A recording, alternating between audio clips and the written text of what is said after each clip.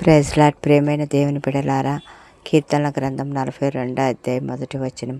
దుప్పి నీటివాగుల కొరకు ఆశపడినట్లు దేవా, నీ కొరకు నా ప్రాణం ఆశపడుచున్నది. ఆశ కలిగిన ప్రాణంను తృప్తిపరిచే దేవుడండి మనం ఆరాధించే దేవుడు. దుప్పి నీటివాగుల కోసం ఏ విధంగా ఆశపడుతూ ఉంటుందో అదేవిధంగా మన ప్రాణం ఆ జీవము కలిగిన తండ్రి కోసం ఆశపడాలి.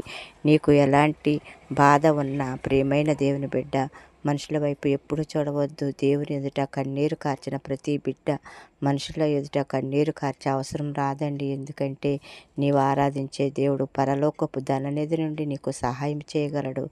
నీవు కన్నీరు కారిస్తే ఆయన దిగి వచ్చేస్తాడండి. నీకు సహాయం చేసి నిన్ను తప్పకుండా ఆదుకుంటాడు. తెల్లవారక మునిపే ఆయనకు మొరపెట్టు, దేవుడు తప్పకుండా నీకు సహాయం చేస్తాడు. నీవు మనుషుల వైపు ఎప్పుడూ చూడవద్దు. మనుషులు నిన్ను బాధ పెట్టేవారిగా ఉంటారు.